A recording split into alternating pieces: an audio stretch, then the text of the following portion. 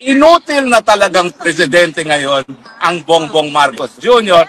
dahil wala na siyang kasagsagan na puwersa, siya po ngayon ay inutil. Hindi nakapagpanalo ng mayorya man lang ng kanyang mga kandidato. Alam niyo pa ho, pinakamasakit, yung kanyang partido na PFP, bokya ang nanalo. Walang nanalong PFP. Inutil na talagang presidente ngayon ang Bongbong Marcos Jr. dahil wala na siyang kasagsagan na puwersa, siya po ngayon ay inutil. Hindi nakapagpanalo ng mayorya man lang ng kanyang mga kandidato. Alam niyo pa ho, pinakamasakit, yung kanyang partido na PFP, bokya ang nanalo. Walang nanalong PFP.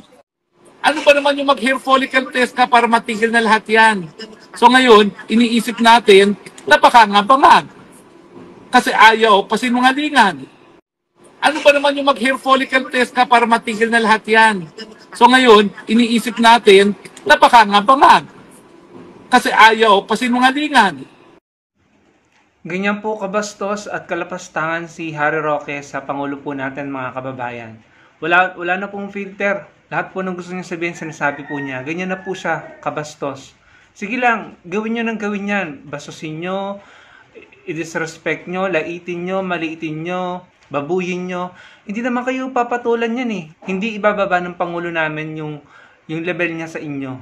Patuloy kayo nagagaganyan, kayo yung nanlalait ng babastos, ng lalapastangan, ng mamaliit, pangungutya. Lahat kayo, lahat ng mga vloggers nyo, kayo, sila Maharlika, mga DDS. Ganyan yung ginagawa nyo.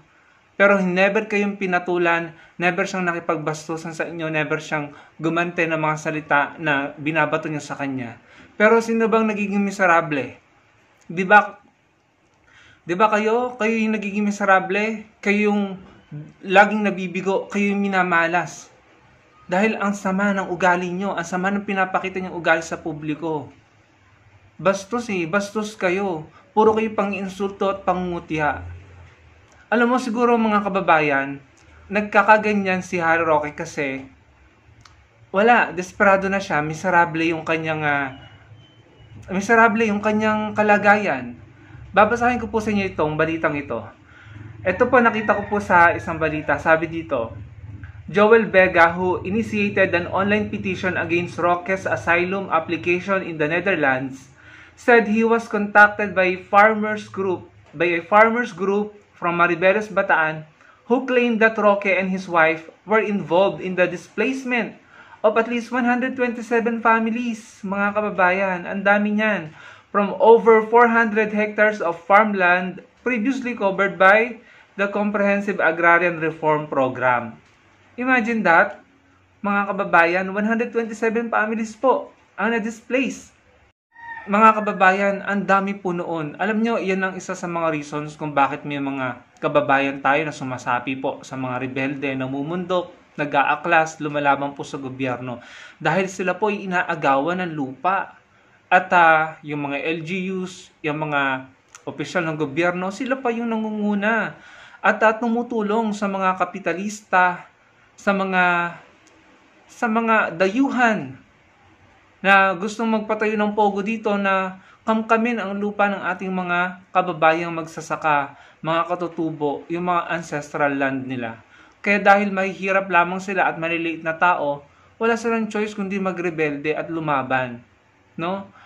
Sumama sa armadong pakikibaka dahil inaagawan sila ng lupa wala silang kakayahang ipagtanggol ang sarili nila. Mga abogado at mga politiko, ang kalaban nila, mga political dynasty. In this case, kung totoo itong paratang na ito kay Harry Roque at sa asawa niya, kawawa naman yung 127 na pamilya. Tapos, magagaganyan ka, Harry Roque. Lalait-laitin mo yung Pangulo namin, yung Pangulo ng Pilipinas. Dahil wala desperado ka kasi bukod sa yung nasasangkot ka sa human trafficking na may kinalaman sa Pogo, mabigat pa itong akusasyon sa iyo na noong 2023 pa, ewan ko kung bakit hindi ito ina-actionan ng ombudsman. Alam naman po natin kung sino nag-appoint sa ombudsman, So, hintayin na lang po natin yung kanyang retirement sa August, if I'm not mistaken. Kaya nga sabi ko, sana yung mga parte at mga tao ng dating administrasyon ay mawala na sa kasalukuyang administrasyon. So, nakakagigil, nakakasakit ng puso, nakakasakit po yung mga narinig ko kay Harry Roque at nakakaiyak, nakakadurog ng puso dahil grabe no, yung word na ginagamit niya. Saan ba nila natutunan yan? Hindi naman tayo ganyang mga Pilipino. No, kaya ako nagpapasalamat yung Pangulo natin hindi pumapatol sa ganyan. Hindi ganyan. Hindi siya nagpapasumula ng mga ganyang salitaan. Hindi kagaya ng dating Pangulong Duterte, mga kababayan. No? Nakakasakit po ng damdamin yung mga sinabi ni Harry Roque. Papasalamat tayo dahil meron tayong pinuno, may presidente tayo na hindi bababa sa level nila na makikipagbastusan, mga kababayan. No? Maiiyak ka na lang talaga dahil syempre nasasaktan ka sa ginagawa nila, no? Pero bakit nila ito ginagawa? Dahil in my opinion, desperado na sila dahil sandamakmak ang kaso na kinakaharap nila ni hindi nga makauwi sa bansa Patong-patong na kamalasan na nangyayari sa kanila. Pero hindi pa rin sila nagbabago ng ugali nila. Hindi sila pinapatulan, hindi naman sila binabastos Hindi sila nilalabanan. Hindi bumababa sa level nila. Pero patuloy yung mga hindi magagandang nangyayari sa kanila. Dahil na rin sa kanila. Hindi naman gawa-gawa yung mga kasong yan Hindi naman invento yan May mga basihan, may mga probable causes. No? Kung manlait ka, Harry Roque, kung mamaliit ka sa Pangulo, wagas. Daig nyo pa na parang kayo yung mataas ang tingin nyo sa sarili nyo na mas mataas pa sa presidente ng Pilipinas. Hindi lamang yung Pangulo ang binabastos nyo dito Yung mga Pilipino ang binabastos nyo dito. Hindi lamang yung mga bumoto kay PBBM, pati yung mga Pilipino na pinamumunuan niya, yung mga sumusuporta sa kanya, at yung mga Pilipino na naniniwala sa kanya, sa administrasyon niya, at mga Pilipino nagmamahal sa bansa. Pati yun, nababastos nyo. Pati yun, sinasaktan nyo. No? Hindi lamang yung Pangulo ang sinasaktan nyo, nilalait nyo, or minamaliit nyo. Pati kaming mga Pilipino. At sobrang sakit na ng ginagawa nyo. Kaya sana mapanagot talaga kayo sa ginagawa nyo yan dahil hindi yan tama.